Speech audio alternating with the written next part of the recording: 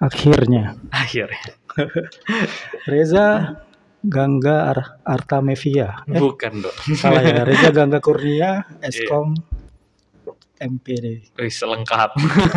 Apa kabar? Alhamdulillah. Sehat Bang Gangga. Alhamdulillah. Udah lama kita nggak ketemu ya. Iya. Dari kapan nih Bang terakhir ya Bang kita ketemu Bang? Terakhir tahun kemarin nggak sih Pak? Tahun kemarin tuh ngapain ya kita? Nggak tahu lu. Saking Ya kayaknya udah lumayan lama juga. Asik. Kita nggak ketemu langsung. Asik. Kapan ya aktivitasnya Bang? Apa aja aktivitas hari ini? Akhir-akhir ini. Kalau sekarang sih aktivitas masih sebagai karyawan pastinya. Asik, Sebagai karyawan. Karyawan apa tuh? Karyawan swasta, pegawai swasta. Terus juga masih beraktivitas di kegiatan sosial kepemudaan juga. Wes, keren. Anak muda interest sama sosial keren juga ya. Pasti dong. Asik. Kayak semua orang kan punya jiwa sosial kan. Nah, asik. Ini kita gimana caranya buat ya menyalurkan nih. Jadi kayak ya dari teman-teman muda yang lain, mereka juga pasti kan mereka punya nih jiwa-jiwa sosial. Cuman mungkin waktunya yang tidak ada untuk terjun langsung ke masyarakat. Nah, kita nih sebagai anak muda yang masih diberi ada keluangan waktu, kita coba memfasilitasi itu. Ibaratnya kita kayak embernya, nah kita tampung dari teman-teman itu, nanti kita bagi-bagikan. Nih mulai udah serius aja nih. Iya. Gimana nih? Langsung dipancing-pancing langsung ke sosial guys. High quality jomblo guys. Aduh. Bang Gangga, kayaknya kerjanya asik banget sekarang ya. Saya lihat dari sosmednya tuh lagi ada di mana, staycation or working atau gimana tuh Bang? Ya jadi itu asik emang kerja kayak gitu ya? Ya alhamdulillah ya. Jadi dari awal pandemi, jadi ibaratnya di balik musibah pasti kan ada suatu kebahagiaan ya. Yes. Nah jadi pas dari awal pandemi tahun 2020 dulu ya. 2020 Maret 2020 pas si Covid itu datang, dari kantor kan itu udah langsung ngadain WFH untuk seluruh pegawainya. Work from home judulnya ya. Iya, di home siapa nih? Home masing-masing gitu ya. Terus ya karena kita sebagai pegawai kita kerja di rumah dari bulan Maret, terus habis itu ini waktu di kantor saya yang lama ya, masih di kantor yang lama. Mau di berapa kantor Bang? Selama pandemi, kayak saya udah berapa ya? Udah 3 kali ganti kayaknya, kali ganti kantor. Ini kayaknya mesti kita colong triksnya nih. Gimana caranya pindah-pindah cepat gitu ya. Nanti ya kita spill ya kayaknya. Kita spill gimana caranya tuh. Oke, lanjut gimana? Ya, jadi pas dari bulan Maret itu kita nggak ada kegiatan. Maksudnya kita cuma kerja di rumah, jadi kan agak bosan ya. Kalau di kantor kan kita ketemu teman, kita suka kita ngobrol, terus kita jalan-jalan bareng dan segala macam gitu. Tapi kan pas kita udah di rumah aja udah bosan, terus akhirnya waktu itu sempat juga bisnis online juga. Jadi pas lagi awal pandemi, terus saya sama 2 teman saya, jadi kita ibaratnya di kantor nih teman deket lah gitu kan. Kita buka lah usaha online juga. Apaan tuh? Jualan apa? Waktu itu kita jualan hand sanitizer. Hand sanitizer. Dulu kita jualan hand sanitizer. Bisa dibilang kita nih ngejual yang paling murah setoko online waktu itu. Kok bisa ngeklaim gitu? Emang udah riset, udah survei? Udah dong. Asik. Jadi kita masukin ke salah satu toko ijo. Nah di toko ijo itu kan. Toko ijo guys. Toko ijo, kita lihat dong di toko ijo itu kayak orang masang harga sanitizer berapa sih? Nah kebanyakan orang itu memanfaatkan peluang kan. Jadi mentang-mentang lagi COVID tinggi, harga sanitizer harganya sampai 100.000, 200.000 sampai ke atas. Dulu gitu. Tuh ya. Iya dan juga udah mahal, orang susah juga buat dapetinnya dulu kan. Nah akhirnya waktu itu ada satu orang nawarin saya tadinya kan, nawarin kayak ini ada barang nih gitu kan, bisa nggak bantu jualin? Oh ya udah, dan kebetulan memang si temen ini yang ngasih barang, dia pun juga bisa dibilang misinya misi mulia juga ya. Jadi kayak dia bilang pokoknya kalau lu mau ngejual jangan ngejualnya harga gila-gilaan gitu. Ibaratnya nih kita misi untuk membantu orang gitu. Jadi kayak berjualan sambil membantu orang gitu. Betul. Asik. Kayak gitu. Oh ya udah oke. Jadi dulu kita ngambil untung pokoknya sedikit lah gitu kan. Nah, terus awalnya cuma iseng, tadinya kayak cuma dari WA gitu kan, kita nge-WA pasang status gitu Iya. kan. Ini jual sanitizer harga terjangkau yang mau Monggo, DM gitu. silakan DM. Terus akhirnya selang berapa hari, 3-4 hari, alhamdulillah ada yang mesen, pokoknya total pesanan itu ada 250 piece langsung gitu kan. Banyak Bang. Iya langsung banyak 250 piece terus kayak, Segitu ya?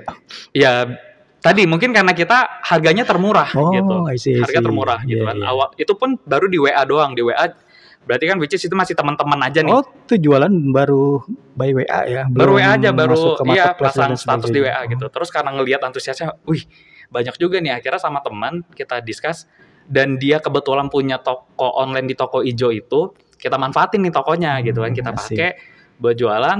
Ya udah pokoknya singkat cerita akhirnya toko kita bisa dibilang toko terlaris di Tokped untuk menjual itu. Disebutkan jadinya tokonya di toko ijo itu kita toko yang paling laris, bahkan kita sampai masuk ke flash sale-nya si toko ijo itu. Bisa gitu ya? Alhamdulillah gitu kan. Dan selain transaksi di toko ijo itu, di luar toko ijo pun kita juga ada transaksi juga. Yang tadinya kita dapat barang dari teman, akhirnya saya coba buka channel ke pabriknya. Bisa langsung dari pabrik, berarti tangan pertama banget gitu ya? Iya, jadi sebenarnya kita kan dari pabrik. Cuman kalau dari pabrik kan tetap kita diarahinnya untuk ke apa namanya? Ke distributornya. Distributornya bla bla bla segala macam. Cuma ternyata kan ada orang belakang gitu. Wais, orang dalam guys. Itu udah kayak hal yang biasa gitu kan, kayak di Indonesia. Ada orang belakang terus dia ngasih dan enaknya kan dia ngasih terus juga kayak diantarin, jadi kayak udah free gitu. Saya juga nggak tahu, mungkin harga si barang itu mungkin sebenarnya lebih rendah lagi kali kan. Saya nggak tahu, pokoknya kita dapat harga sekian terus kita jual lagi, bahkan kita laku alhamdulillah kayak dapat dus-dusan gitu kan, langsung sekali ngirim. Nah terus dari situ waktu itu mau sombong sedikit ya. Jadi dari jualan itu kita waktu itu dapat omset sampai 100 jutaan lebih. Wih, keren. Itu dari satu barang doang. Marginnya berapa persen Bang? Marginnya berapa persen? Ya gitu lah. Nah dari sana kita coba kembangin lagi bisnisnya gitu. Kita kembangin bisnis, kita buka lah waktu itu. Karena kita sambil jualan, kita nggak jualan asal jualan. Jadi kita baca buku, cari referensi buat gimana caranya kita bisa buat ngembangin si bisnis online ini. Kita pelajarin cara-caranya kayak gimana. Basicnya lu juga IT kan ya? Iya, kebetulan IT juga. Bukan kebetulan juga, saya emang karena orang IT jadi begitu guys. Iya, ditambah kalau kata temen karena lu orang Padang juga. Komplit ya, Padang, orang IT, bisnis online udah. Nah ya udah, terus dari bisnis online itu kita kembangin lagi. Waktu itu kita buka juga kelas digital. Kelas digital itu untuk belajar gimana caranya berbisnis jualan online. Jadi kita ngajarin orang dari mereka punya toko fisik tapi nggak punya toko online. Terus kita ajarin dari nol gimana caranya ngebuat toko sampai gimana cara ngejualnya gitu, sampai bisa dapet income lah gitu di sana gitu kan. Nah dari situ awal kita buka seminar.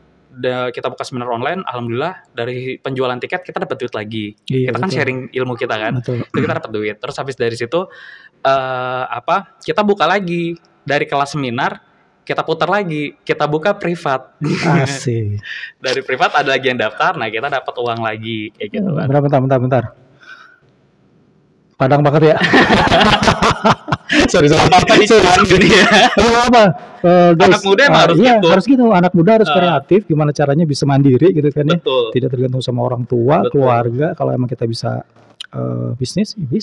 Nggak ada yang salah dengan bisnis. Gitu kan. Nggak perlu malu dengan bisnis gitu kan. Betul. Selama kita nggak ngebohongin orang, kita nggak menipu. Kan apa yang kita jual halal benar. Siap. Kita nggak jual yang macem-macem gitu kan. BTW selamat datang di podcast obrolan pada suatu hari Bang. Akhirnya saya diundang guys. Terima kasih udah datang ya, meluangkan waktunya di hari ini. Semoga ada kebaikan bisa kita sharing. Amin. Ya baik. Ngomong-ngomong, saya berapa kali ngeliat rambut Bang Gangga ganti-ganti warna. Gimana tuh Bang?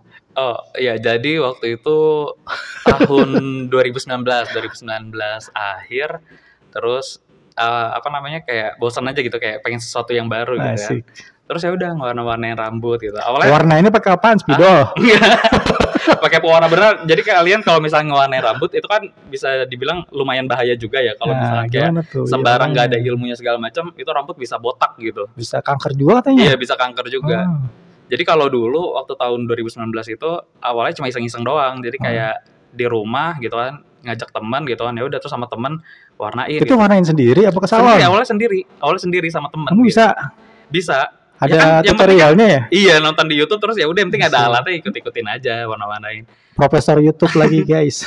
Cari apapun ada di sana. Awalnya gagal gitu kan, kayak warnanya aneh gitu kan. Terus tiban lagi terus akhirnya ketemu sama teman yang dia memang ahli dalam hal perwarnaan rambut. Dan dia kebetulan juga emang ngejual si pewarna rambut itu di toko online juga.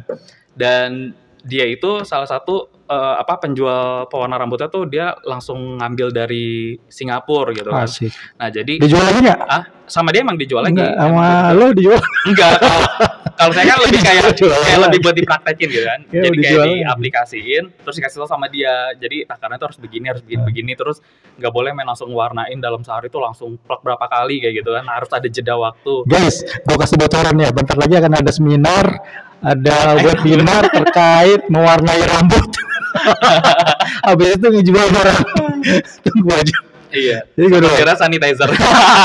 Balik lagi tetap. Ya jadi dari situ ya udah terus. Udah berapa warna?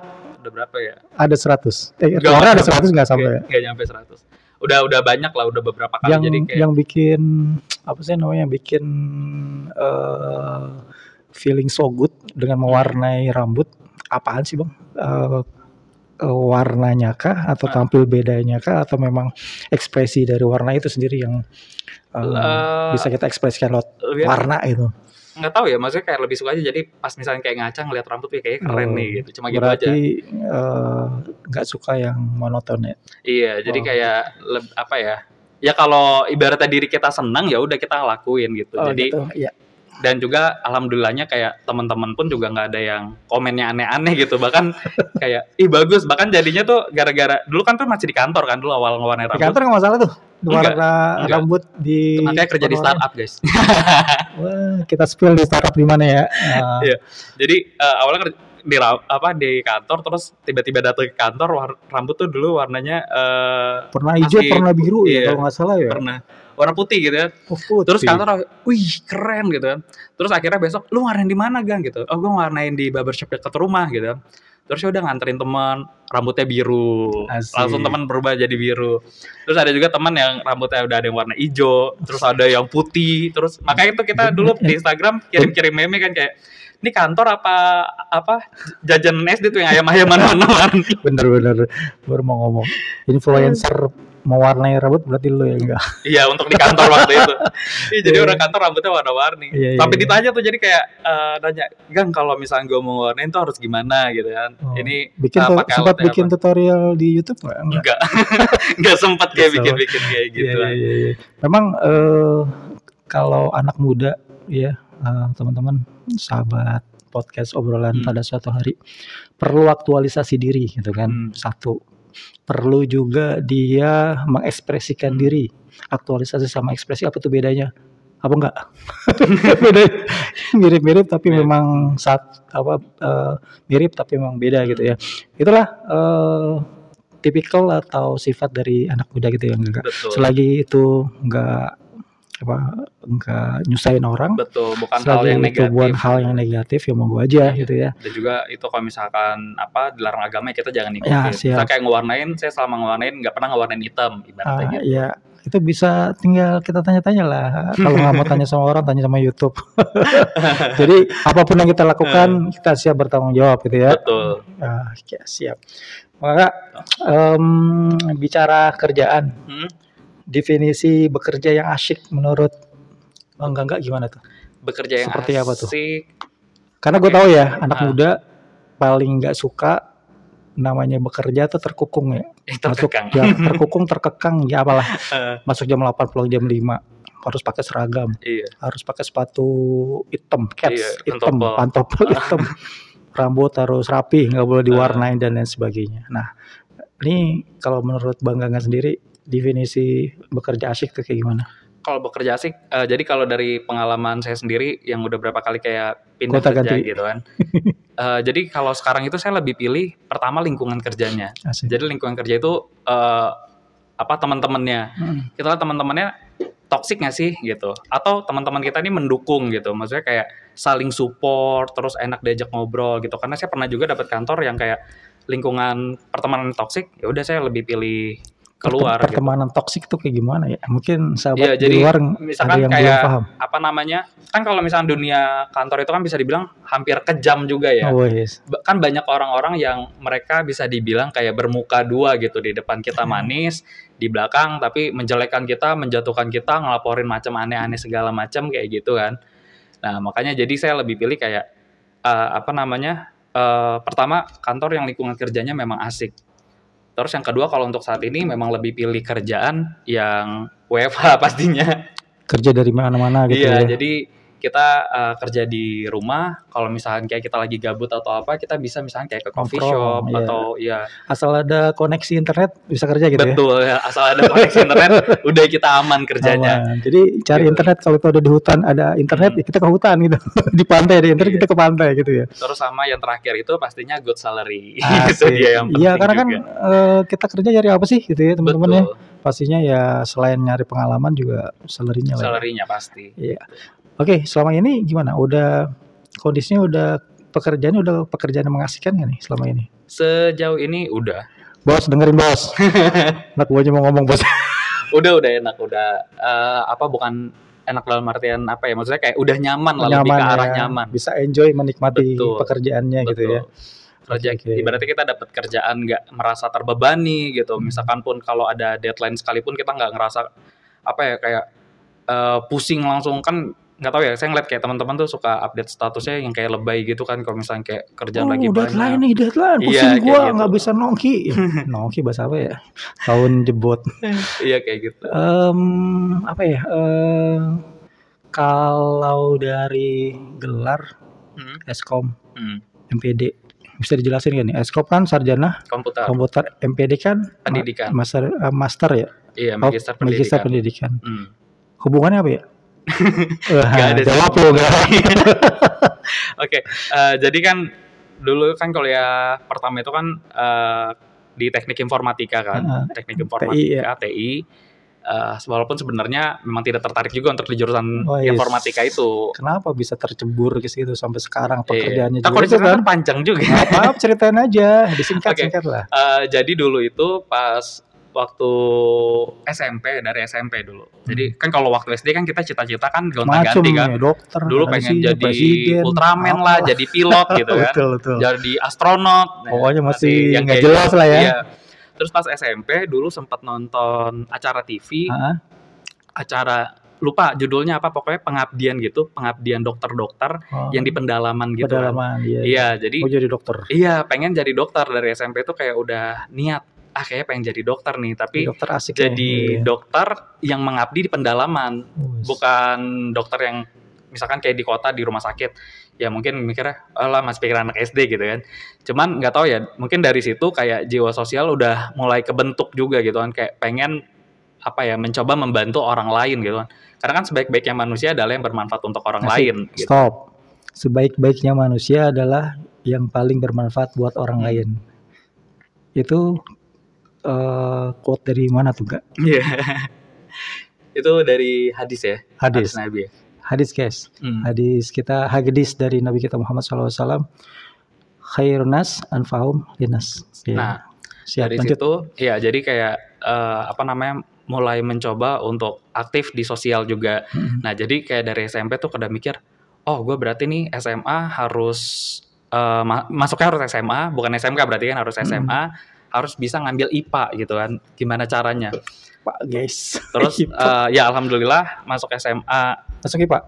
Masuk IPA untungnya. Masuk kelas 1 SMA favorit juga dulu. Jadi tuh ibaratnya dua kakak saya, kakak sepupu sama kakak kandung, mereka tuh pengen banget masuk SMA itu, tapi nggak bisa-bisa. Oh gitu. Nggak lolos lah gitu, pas saya baru lolos. Iya gitu. Nah, terus ya udah SMA, terus habis itu alhamdulillahnya juga dapat IPA. Jadi kan kalau dulu orang kan mikirnya kayak masuk IPA tuh biar dikata pintar atau gaya-gayaan atau apa segala macam lah gitu kan. Kalau saya malah takut untuk masuk ke IPS. Jadi gimana caranya gue harus masuk IPA nih? Kenapa takut masuk Karena IPS? kalau masuk IPS nggak kuat hafal-hafalannya. Jadi nggak Lo suka di IPA kayak bukan hafalannya juga banyak. lebih kan kayak Logik kita belajar ya, logiknya, logika iya ya, benar, analisa gitu, matematika, analitik fisika, ya. kimia gitu-gitunya kan, paling hafalan kayak lebih ke arah biologinya gitu kan. Gitu. Nah jadi kan kalau misalnya kayak IPS dengan sistem dunia pendidikan kita saat itu, di mana kita harus menghafal buku terus kayak menurut si A, si B, si C ini apa gitu kan, kayak aduh menyerah deh. Jadi kayak pas naik kelas 2 mau pengumuman IPA IPS aja tuh udah deg-degan gitu kan. Iya. Kalau misalkan gue ke IPS gimana ya nanti ya gitu. Males banget ngapal ya. Iya, terus alhamdulillah ya udah masuk ke IPA, ya udah belajar lah di IPA itu. Terus akhirnya pas udah mau kuliah langsung daftar buat ngambil kedokteran, tapi ternyata nggak lolos saat itu. Habis itu daftar ke swasta, dapat di swasta. Jadi kan kalau dulu kan di swasta kita dari nilai raport aja udah bisa masuk ya. Masuk terus ditentuin grade-nya kan. Betul. Dan waktu itu alhamdulillah dapat yang grade 1 gitu kan. Oke. Cuman biaya pendidikan kedokteran kan emang mahal banget kan. Mahal banget, dan juga saya kan 4 bersaudara, saya anak kedua. Iya. Jadi ada adik saya 2 lagi gitu kan. Nah kayak dari orang tua sebenarnya setuju gitu, cuma dari kakak kurang setuju gitu, kayak aduh jangan deh ntar takutnya kalau bisa lulus kan ntar gitu. Iya itu ntar kalau ini anak nggak bener kuliahnya aja, gitu kan. Iya. Terus ya udah ibaratnya ada penolakan segala macam. Terus singkat cerita, jadi kakak saya yang ngambil formulir di kampus swasta, didaftarin sama dia segala macam. Terus saya disuruh ikut tesnya, ya udah ikut tes. Terus lolos lah yang di teknik informatika itu. Jadi sebenarnya saya nggak mau masuk situ. Malah lulus yang di TI itu. Iya, kan itu swasta kan. Jadi kalau swasta kan emang udah selesai negeri, udah nggak dapet yang kedokteran. Betul. Terus ya udah didaftarin yang swasta itu kan, dapatlah si teknik informatika itu. Walaupun saya juga mikir kayak ini teknik informatika gue belajar apa nanti gitu ya. Belum ada gambaran sama sekali. Nggak ada sama sekali. Memang jadi, bukan ke situ ya arahnya ya untuk kuliahnya. Betul. Ya. Jadi dari awal tuh kayak ya udah pilihnya kedokteran gitu. Terus adaptasinya gimana tuh Bang? Sementara kita nggak tahu apa itu dan kita dipaksa buat menjalani itu dalam tanda petik ya, dipaksa dalam tanda petik kita harus menjalani itu. Adaptasinya gimana? Berapa lama? Lama nggak? Dulu itu jadi kan pas kuliah, pas awal semester 1 gitu kan, ngelihat pelajarannya, lah ini pelajarannya kenapa matematika yang lebih banyak gitu. Jadi kayak ada pelajaran kalkulus, aljabar linear, logika matematika. Jadi belajar komputer itu nggak otomatis kita belajar ngoding ya. Ternyata kan banyak pelajaran matematikanya juga, ada pelajar fisika juga gitu kan. Justru di semester awal tuh pendidikan belajar gituan ya. Iya. Coding segala macam itu malah justru itu di nanti, akhir ya. Iya. Karena jadi, mungkin dibentuk ini dulu kali ya, apa pola pikir atau betul, apa jadi ya? biar kayak logikanya jalan dulu nih, logiknya jalan dulu. Jadi kayak dipancingnya dari situ kan, dengan soal-soal matematika dan segala macam itu mungkin ya gitu kan. Belajar aljabar, statistik gitu kan. Iya. Nah, jadi pas kuliah semester 1 itu, pas udah mau naik semester 2, pas lihat semester 1, wih, IP gue tinggi juga gitu.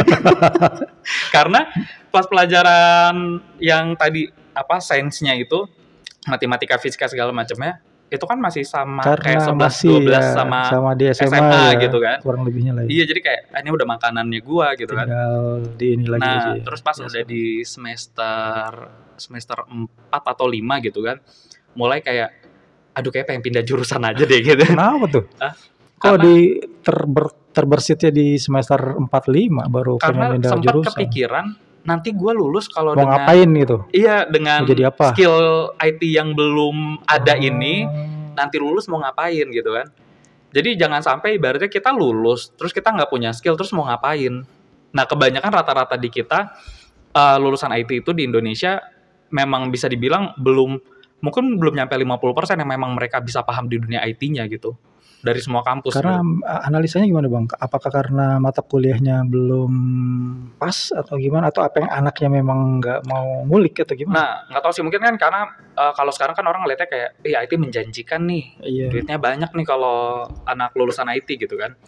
Tapi pas saat mereka pelajarin, ternyata pelajarannya serumit itu, bahkan kayak teman saya aja di kelas ada yang pindah jurusan, ada yang berhenti. Jadi kayak banyak tuh. Iya, jadi pas kita kayak udah sampai semester 8 itu kelas udah sepi gitu. Udah enggak rame gitu. Udah filtering berapa ini. Jadi kayak orang. Udah nih bener-bener orang-orang pilihan gitu. Jadi pres gitu. Iya, kayak semester 3 udah hilang teman, semester 4 udah hilang teman kayak gitu kan. Dan juga kan kayak di kampus saya sendiri juga kayak IT itu kayak dapat nilai 3 itu udah IP 3 itu kayak udah Bagus satu banget. hal yang luar biasa Iya. gitu karena untuk saking rumitnya mata rumitnya. kuliahnya ya. Iya, apalagi kan dulu IT kan kalau sekarang mungkin lebih banyak referensinya ya, misalnya kayak di YouTube apa segala macam. Kalau dulu di zaman saya kan IT belum begitu booming banget, jadi kayak referensinya belum sebanyak itu dan ya udah jadi kayak saya bisa IT apa yang diajarin sama dosen doang, selebih yang di dosen ajarin nggak paham. Oh gitu. Terus gimana caranya? Nah, akhirnya akhirnya dulu tuh kita waktu kuliah paham. pas udah mau semester akhir kita kursus. Jadi ada teman kelas sebelah yang mereka yang dia emang pintar gitu kan. Ya udah kita belajar sama dia gitu. Berarti gini, secara nggak langsung kalau kita memang berani kuliah di TI gitu, teknik informatika dan semacamnya lah ya. Kita harus berani buat mencari ilmu di luar dari mata kuliah yang ada gitu. Betul. Ya. Kalau emang kita pengen benar-benar jadi IT expert lah ya. Gitu ya. Tapi kalau emang kita hanya mengandalkan di mata kuliah di kampus, bisa dijamin kita nggak bisa jadi expert gitu ya untuk saat ini ya. Betul. Okay. Agak kurang lah gitu. Untuk di dunia kerja gimana? Apa yang selama ini dipelajari, terus dengan di dunia kerja nyambung nggak? Atau mesti belajar lagi tetap? Tetap belajar lagi. Tapi pasti. ada benang merahnya. Ada. Kan kayak tadi kita udah dari awal logikanya udah diperas segala macam dan alhamdulillahnya saya juga kerjanya di bidang IT juga kebetulan gitu ya. Dulu tuh pas udah lulus mikirnya cuma kayak kayaknya udah lulus gue nggak mau kerja di bidang IT, kayak mau kerja masuk di bank aja udah deh gitu. Kayak kan ngeliat orang kerja di bank kayak udah keren ya, aja gitu kan ya. Kayak berduit nih orang kerja di bank gitu. Cuma mana tahu ya. Nah akhirnya dulu tuh beneran jadi ngelamar di bank gitu kan. Nge-apply di bank juga. Jadi pas awal lulus baru lulus sidang waktu itu kan. Terus salah satu bank swasta buka lowongan waktu itu. Terus udah daftar nih bareng sama teman gitu kan. Kita daftar berdua. Terus ya nggak tahu mungkin rezekinya saya yang dipanggil buat interview dan segala macam. Sempat kerja di bank berarti ya? Sempat. Tapi tetap bagian IT juga atau enggak? Nah jadi awalnya itu saya tuh nggak tertarik untuk di bidang IT. Cuma pas di tahap interview itu si interviewernya bilang gini pas ngeliat backgroundnya, loh kamu lulusan IT loh gitu kan? Kamu yakin nggak mau coba ambil IT gitu? Terus saya bilang enggak bu. Saya nggak tertarik untuk di bidang IT gitu kan, sayang loh gitu kan, kamu lulusan IT sementara ini kita lagi buka nih, emang lagi ada posisi untuk IT. Terus dia bilang ini IT-nya nggak yang ngoding kok, dia bilang gitu kan. Soalnya kan saya juga mikirnya kalau ngoding gue nggak kuat deh gitu. ini nggak yang ngoding, dia bilang gitu kan. Terus saya tetap masih enggak gitu kan. Terus dia tetap maksa kayak ayo coba dulu gitu kan. Dipaksa. Iya, terus akhirnya saya mikir gini. Dalam hati ngomong kan kayak ya udah deh gue coba deh, kalaupun nanti nggak lulus ya udah gitu. Kabur cari tempat lain. Iya gitu kan. Habisnya ditahan mulu kan kayak coba. Terus udah akhirnya besok 2 hari kemudian interview lagi barulah sama usernya gitu kan. Di interview segala macam ya ditanya-tanya tentang. Kalau di IT gitu interview diwawancarainya termasuk praktek gak? Kalau dulu pas waktu masih awal fresh graduate enggak sih. Jadi kayak cuma tanya-tanya aja. Tanya-tanya dulu kayak pengetahuan kita kali ya. Kalau sekarang mah pasti udah dites. Yang saya tahu sih IT itu kan ilmu praktek ya. Maksudnya bukan ilmu nanya-nanya gitu maksudnya. Jadi pasti ada sesi khusus di mana si usernya ini pengen tahu dong skill kita. Paling nggak dia minta portfolio ya gitu kali ya. Tuh pernah bikin apa sih? Coba gue lihat gitu ya. Iya. Nah kan kalau dulu kan jatuhnya kan saya memang di bagian lebih ke analisisnya ya. Jadi kayak ditanya nih dulu. Jadi ngebocorin ntar soal bank gitu kan. Jadi kayak ditanya-tanya kalau misalkan kamu ngambil duit di mesin ATM gitu kan, itu stepnya apa aja. Terus di struk itu detailnya ada apa aja, kayak gitu. Iya, kalau misalnya nanti ada case yang kayak gini, kira-kira itu akan kayak gimana kejadiannya. Jadi kita kayak mikir juga ya. Siap. Ya gini. Stop. Anak TI, anak IT itu identik dengan kerja di mana aja ya bang ya? Untuk sekarang kayaknya. Enggak, kayaknya sih kita lihat Google, kita lihat Amazon gitu kan, Amazon web service gitu ya. Itu mereka kerja dimanapun. Kalaupun dia kerja di kantornya tuh bentuknya oke lah gitu ya. Anak muda banget lah gitu ya. Nah ini menarik nih Bang Gangga, selama ini bekerja di bidang IT. Kira-kira di tempat mana nih? Maksudnya tempat daerah ya, daerah mana yang kira-kira membuat Bang Kakak tuh enjoy buat bekerja? Bali kah atau mungkin Papua atau Aceh atau Jakarta atau gimana? Kalau dibilang kalau daerah sih lebih enak di Bali sih. Kenapa tuh Bali? Di Bali Kenapa orang pada suka ke Bali sih? Hah? Kenapa sih? tempat buat healing gitu ya. Emang nggak ada lain Program daerah? pemerintah kan WFB. Nah, Iya, kita kenapa cobain. kenapa nggak selain Bali sih gitu? Bali mulu kayaknya yang gue denger tuh orang-orang gue mau healing ke Bali, gue mau jalan-jalan ke Bali, gue mau kerja ke Bali gitu. Emang ada apa sih Bali, Bang? Karena apa ya? Ada pantainya. Vibes-nya beda kali ya. Oh, Jadi gitu. kalau ibaratnya waktu saya di Bali, jadi saya hampir setiap tahun itu ada long stay di Bali gitu kan. Berapa lama? Biasanya. Sebulan. Dibiayain kantor ya? Enggak, biaya sendiri. Kantor Biaya mana mau sendiri. biayain. Oh, biaya sendiri. Biaya sendiri. Oke. Terus? Jadi ya ibaratnya kan kita kalau dulu waktu awal yang sambung lagi cerita kita paling awal tadi ya. Jadi pas tahun 2020 awal Covid itu, pas kita udah bisnis online, terus habis itu kita mikirin kayak, ih bosen juga ya kalau kerja di rumah. Iya, ibaratnya kita udah sambil jalan bisnis juga. Terus kayak pengen liburan lah gitu kan. Sambil libur. Ada teman, jadi ada teman kantor. ada teman kantor juga.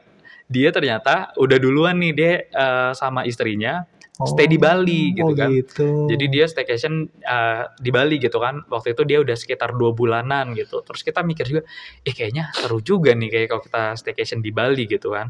Dulu memang saya pernah juga sama teman kantor ini, kita jalan-jalan bareng juga ke Bali. Jadi kayak waktu itu cuma 4 hari lah gitu kan.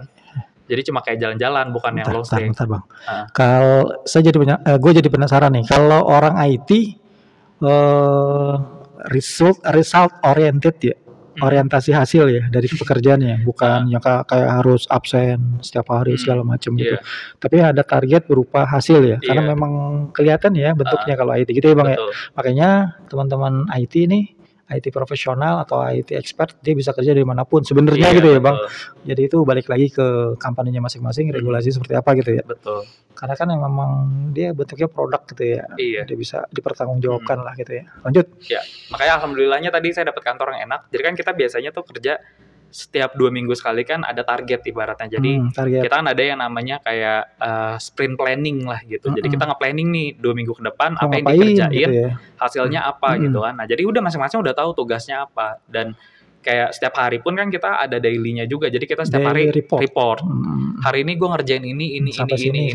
Iya, kendalanya ini. Udah dikoordinasikan ke sini ibaratnya gitu kan. Semuanya tuh reportnya udah by system lah ya. Iya. Online lah ya. Iya. Nggak perlu secara karena kita Google Meet ya. juga. Sambil ada Google Meet juga. Ada sistem yang sudah kalau lagi WFH gini dikelola lah ya. Iya. Ya, jadi si bos ini juga bisa monitor anak buahnya. Kerjanya udah sampai mana gitu ya, walaupun dia kerja dimanapun lah. Ya kan sekarang banyak tools manajemen tools gitu kan. Betul. Nah di situ kan kita tahu nih kayak si Gangga lagi ngerjain ini, si ini lagi ngerjain ini gitu. Kita bisa kelacak lah gitu kita ngapain. Nah kayak gitu. Terus ya udah kita akhirnya ngeliat teman yang udah ada di Bali, dia udah 2 bulan. Kita mikir, kayaknya seru juga nih, kayaknya yaudah kita gas juga nih, kita coba ke Bali gitu kan. Biaya sendiri ya? Biaya sendiri. Gue pikir dibiayain kantor. Nah, tenang, ada tips and triknya lagi ya. Coba Bang. Jadi biar gak boncos gitu. Nih, karena sebentar. Nih Bang Gangga selain IT expert, dia juga traveler ya. Gitu ya. Traveler expert apa gimana namanya? Enggak juga, cuma suka jalan-jalan. Suka jalan-jalan. Gimana Bang? Ada bocoran nggak biar nggak boncos? Ya, jadi kita gitu loh. Waktu itu nge-planning dari bulan Agustus. Jadi bulan Agustus kita nge-planning buat berangkat Desember. Jadi kan kita ceritanya pengen sekalian nanti tahun baruan di Bali gitu. Asik. Tahun baruan di Bali. Terus ya udah dari bulan Agustus itu kita udah nanya nih sama teman kan, kayak kondisi di sana gimana gitu kan. Terus ya dia cerita, wih di Bali sepi gitu kan, kayak penginapan pun murah. Karena pandemi ya. Awal Covid itu ya, murah, tiket pesawat pun juga murah. Jadi dulu kita ke Bali itu satu orang tiket berangkat kalau nggak salah cuma 300 gitu. Itu udah naik pesawat. Satu orang 300 ke Bali? Iya. Serius loh? Iya. Dulu 300.000. Sekarang mau udah enggak kali ya? Sekarang mau udah agak normal ya, 1,an ya? Terakhir saya 1,6. Ujuk. Itu pulang dari Bali ke Jakarta. Jauh banget ya? Baru tahun ini. Oh gitu ya? Dari dulu 300 ya, 1,6. Jauh banget kayak naik kereta 300. Kita udah cari tiket ibaratnya 300.000. Terus abis itu kita cari nih penginapan. Penginapan. Hotel apa? Homestay atau villa? Kita cari villa gitu kan, cari villa. ya kalau zaman sekarang kan banyak aplikasi-aplikasi Betul, untuk betul. nyari villa ya, Betul, nggak betul. kayak dulu kayak Harus- harus survei ke Harus sana ke atau apa sana, harus segala ada macam. orang di sana Iya, gitu kalau ya. sekarang kan kita banyak Betul, aplikasi survei kan. by aplikasi. Jadi saya pakai aplikasi, boleh sebut namanya? Ajar. Jadi saya pakai Airbnb. Nah, itu apa tuh? Itu aplikasi ya buat cari tempat nginep gitu. Di mana aja dia? Di Seluruh mana dunia aja, bisa? seluruh dunia. Oh, keren. Nah, dan juga dia memang untuk pembayarannya cuma bisa pakai kartu kredit. Kalau untuk payment di apps-nya. Itu harus langsung bayar ya? Iya. Jadi kayak ya sama aja Nggak kayak bisa kita bayar bilang, di tempat ya? DP Enggak, dulu gitu, enggak. harus langsung harus cash langsung. Iya. Jadi kan buat nanti nge-booking kalender gitu kan, Betul. ketutup. Nah, cuman saya coba ngakalin lagi nih.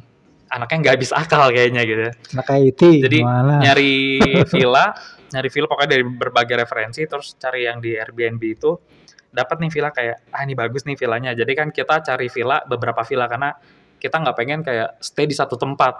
Bosan lah ya, iya, kayak walaupun kita di Bali sebulan tapi di situ masa satu tempat bener, gitu. pindah-pindah lah ya. Jadi kita coba cari 2 tempat gitu. Jadi satu yang di Ubud, kan kalau di Ubud itu Gue tuh enak. keren ya, sawah ya, kalau Iya, nggak salah ya. dia lebih tenang gitu kan.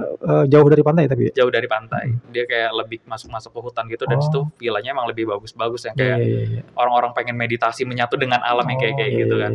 Terus ada cari di Ubud, dapat nih villa yang menurut kita oke gitu kan. Nah, itu kalau misalkan dilihat dari harga normalnya itu kalau sebelum Covid per malamnya itu bisa sekitar 4 jutaan satu malam. Mahal bang. Satu malam 4 juta gitu. Satu malam? Iya. Terus Ini dapat berapa nih satu COVID, bulan? Itu kita saya ambil buat 2 minggu. Oh 2 minggu dulu. Ambil 2 minggu. Oke. Ambil 2 minggu karena di harga 4 jutaan sekian untuk 2 minggu. Jadi kayak harga satu hari jadi buat 2 minggu. Ya. Iya, di sana tuh Sadis jadi villa tuh pada banting-banting Iya, harga. Karena memang nggak ada Dari pemasukan pengunjungnya mereka. ya. Betul. Terus udah dapat 4 juta, terus abis itu saya coba chat orangnya gitu kan. Kita minta kayak untuk transaksi di luar aplikasi gitu kan. Boleh nggak itu? Iya, Ternyata terus boleh? akhirnya dia mau, jadi kita tuker-tukeran nomor, walaupun memang nggak bisa tukeran nomor di aplikasinya kan. Kan kalau sama kayak di toko online, kalau misalnya kita masuk nomor telepon kan nggak bisa kan. Nah jadi saya kayak ngetikin nomor telepon, jadi misalkan 0 KOSON gitu. Jadi udah tukeran nomor, terus kita ngobrol-ngobrol lah dari via WA gitu kan, kayak dari harga segala macam, terus habis itu kita tawar-menawar gitu kan, akhirnya deal gitu kan, dapat harga berapa? Saya lupa 3,3 atau 3,5 untuk 2 minggu. 2 minggu itu kayak berarti sehari jatuh berapa tuh? Itu berapa kamar ya? Itu kan 2 villa kamar, ya? 2 kamar. Villa ya? Villa. Jadi ada ruang tamu, kamar, dapur, semuanya lengkap lah ya. kolam renang, pokoknya lengkap. Asik ya. Ada gazebo-nya juga. Iya. Ada nanti foto di sini. Enggak usah dilihat. Wifi juga ada? Wifi juga. Karena kita itu butuh yang wifi penting dong. itu Itu ya. yang paling Itu penting buat kita sambil kerja soalnya. gitu ya. Ya teman-teman, kerja di bidang IT itu enaknya gitu ya. Kita bisa kerja di mana aja. Yang penting ada internet gitu ya. Tapi tergantung kantor. Nah, Kan sekarang udah banyak balik juga lagi kantor tergantung yang kantor. WFO. Misalnya kayak BUMN, cuman mereka udah walaupun IT mau apa skip. tetap di WFO-in Skip gitu. ya, kartu itu mas skip. Kalau the real IT company sih harusnya dia bebas ya, bebas kerja di mana aja. Iya, sebenarnya. Harusnya gitu ya. Cuma momen tertentu aja dia harus datang ke kantor. Iya, betul. Iya. Baik Bang Angga, udah 30 menitan nih Bang. Siap. Kita mau berapa menit ngobrol nih? Iya, belum kita ngomongin pesulap merah nih. Gimana nih? Ya, lagi viral. Pesulap merah.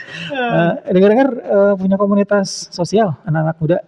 Bisa dicerita gak? Apa namanya? Kalau di Kramat Jati itu kita ada KOPI, Komunitas Pemuda Inspiratif. Apa tuh kegiatannya? Itu kita udah dari tahun 2014. Lama Kegiatan juga kita ya berkaitan dengan kegiatan sosial dan kepemudaan. Sosialnya apa? Sosialnya itu kita sekarang lebih banyak ke sosial sih sebenarnya kegiatan kita ya. Kita membantu warga-warga yang kurang mampu di lingkungan Kramat Jati. Oh gitu ya? Iya, jadi kayak kita ada bagi-bagi sembako kayak gitu. Terus kita waktu itu, apalagi pas COVID ini ya, kita banyak sih kegiatan sosialnya, kayak kita bagi-bagiin sembako ke warga yang terdampak COVID.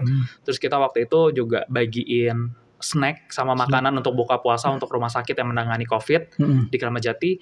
Terus habis itu kita juga waktu Hari Ibu kemarin kita bagi-bagi bingkisan juga untuk Hari Ibu tanggal berapa sih Bang? 22 Desember.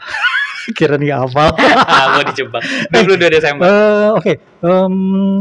Gini ya, bekerja sosial atau melakukan kegiatan sosial itu kan penuh dengan effort ya Bang ya. Betul. Belum gimana caranya ngumpulin dana, belum lagi gimana cara distribusiinnya, gimana cari volunteer-nya dan lain Betul. sebagainya. Kok maunya sih Bang? Ya balik lagi ya tadi karena tersentuh lah gitu kan kayak Apa yang menyentuh? Apa ya, yang bikin besar apa ya? tersentuh? Tadi dari nonton film itu, acara TV itu yang seorang dokter mengabdi ke balik pedalaman. backflash ke dulu ya. Iya, jadi kayak mikir kayak itu Emang satu orang dokter bisa berjasa untuk satu desa. Ibaratnya kayak gitu kan. Ibaratnya ini berarti kan kita orang-orang ini kita sebenarnya bisa berimpact untuk orang lain kalau kita mau bergerak gitu kan. Betul. Nah, tadi Pak Bamsus juga bahas untuk gimana sih cara Mas Bam ngumpulin dana gitu kan. Kayak dana.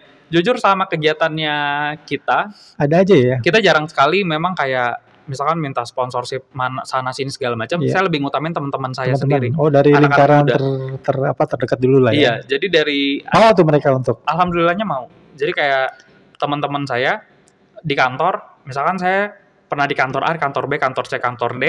Nah, kan saya udah pernah di situ, saya punya teman. Yang gak tawarin apa tuh? Misalnya langsung, ayo donasi ke gua atau ini gua punya program ini, mau nggak donasi atau gimana? Iya, jadi metodenya gimana? Jadi caranya gimana? Nginfoin ke teman, jadi kayak gue lagi ada santunan anak yatim nih, mau bagi-bagi ini segala macam. Berarti ada programnya dulu, baru minta donasi gitu ya. Lu mau join nggak? Mau join nggak? Iya. Mau bantu. Karena kita misalkan bisa dipakein paketan atau nggak bisa langsung sih kelasnya dia berapa gitu kan. Iya. Dan alhamdulillah ada aja yang ngasih gitu. Partisipasi jadi, lah ya. Iya, partisipasi. Ya ibaratnya apa ya? Kita ngegetuk pintu mereka lah gitu. Dan ya tadi balik lagi setiap orang itu memang punya ada jiwa-jiwa sosialnya. Cuman menunggu nih ada yang ngetuk atau enggak gitu. Sebenarnya kalau ada yang ngetuk dia mau ngebantu gitu. Iya. Itu yang udah saya coba lakukan dan alhamdulillah itu berhasil. Oke. Ya pengalaman yang paling menarik atau pengalaman yang paling berkesan dalam bekerja sosial apa nih Bang Kakak? Mungkin bisa di-share ke teman-teman di luar sana, kali terinspirasi bisa join menjadi pekerja sosial gitu ya. Yang paling berkesan apa? Yang paling berkesan itu ya setiap ngebantu orang itu berkesan.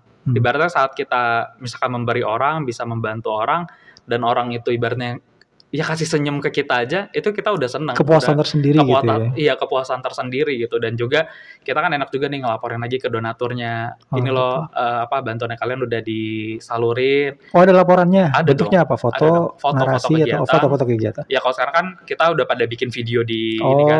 Kita bikin videonya, kita pada tinggal. Nah, ini kegiatannya kita. Gini-gini segala macamnya. Jadi diinfoin ke mereka. Dan alhamdulillahnya juga yang saya senang dari teman-teman saya ini, kalau misalkan kayak jeda berapa bulan saya nggak ada kegiatan sosial, nanya. Mereka WA, Gang, lu lagi nggak ada acara apa gitu, gue pengen nyumbang gitu. Kapan terakhir melakukan kegiatan sosial? Terakhir itu puasa. Ramadan kemarin. Ramadan berarti udah berapa Ramadan bulan hampir April 5 bulan yang lalu ya. Iya, April Mei lah. Terus habis itu sekarang belum ada. Oh, kemarin ini juga Idul Adha. Kurban. Alhamdulillah dapat 2 kambing. Oh, Masya Allah. Dipotong sendiri atau gimana? Dari teman juga. Jadi teman nyumbang ke komunitas kita. Nah, dari komunitas kita potong, bagi-bagi keluarga. Ke orang-orang sekitar gitu ya. Keren. Guys, nggak cuma nggak cuma ngecat rambut, nggak cuma jalan-jalan ke Bali, tapi ada sisi positif yang memang benar-benar Bang Gangga ini perlu dicontoh lah ya. Bekerja sosial, gimana caranya kita memberikan sesuatu gitu ya. Kalau kita nggak bisa ya kita tenaga kita lah ya paling nggak ya, tenaga kita, pikiran kita, apapun yang kita punya, kita kasih buat orang-orang yang membutuhkan. Mereka tersenyum, kita pasti puas gitu ya Bang ya. Iya, bantuan kecil kita itu sangat berarti untuk orang lain. Siap. Oke, benar banget. Bang Gangga, aduh terima kasih banyak nih Bang. Sebenarnya pengen ngomong banyak, gak terasa ya, udah setengah jam lebih. Padahal masih banyak yang mesti kita dan tadi banyak masih setengah-setengah nih, masih potong-potong. Masih harus in detail kayaknya. Next lah ya, kita coba atur lagi di tengah kesibukan Bang Gangga. Mudah-mudahan sih kita bisa ngatur waktu lagi gitu ya. Amin. Mungkin terakhir sebelum kita closing, ada yang mau disampaikan ke teman-teman di luar sana? Mungkin terkait apapun itulah. Mungkin kira-kira motivasi ataupun keyword ataupun apalah. Monggo Bang Gangga. Oke, ya buat teman-teman muda tadi yang udah sempat kita bahas juga ya, gimana caranya tuh kita bisa bermanfaat gitu untuk lingkungannya kita, minimal untuk keluarga kita terlebih dahulu. Kalau memang di keluarga kita sudah oke, kita juga coba bermanfaat untuk lingkungannya kita.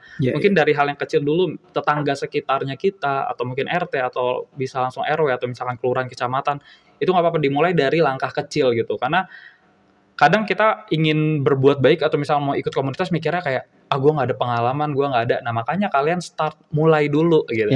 Mulai dulu, udah ikutin semuanya. Insya Allah. Pokoknya ya jadi orang yang bermanfaat lah gitu untuk orang lain juga. Keren. Jangan sampai kita kayak hidup gitu-gitu aja, udah kerja pulang terus tiba-tiba udah mati gitu kan. Ditanya amalannya apa amalannya gitu. Kita kasih applause lah. Terima kasih banyak buat Bang Gangga atas kehadiran di obrolan pada suatu hari. Mudah-mudahan sih bermanfaat buat teman-teman di luar sana. Amin, gitu ya. Amin. Jangan kapok, mungkin nantinya next kita coba set lagi teman-teman ya. Kita akan coba in detail karena hari ini cuma ya kita secara general ya ngobrol. Namun juga obrolan bisa ngalor ngidul segala macam. Mudah-mudahan polinnya aja. Mudah-mudahan dari obrolan yang ngalor ngidul ini bisa diambil manfaat lah buat teman-teman di luar sana gitu Bang ya. Sekali lagi terima kasih. Siap. Masya Allah. Kita ketemu lagi di podcast obrolan pada suatu hari. Ya, terima kasih banyak telah menonton teman-teman semua. Kalau ada kritik, saran, monggo di komen ya. Itu aja mungkin dari saya. Terima kasih banyak sekali lagi Bang Gangga atas kehadiran di podcast pada suatu hari. Kita tutup. Terima kasih. Assalamualaikum warahmatullahi wabarakatuh. Cabut ya.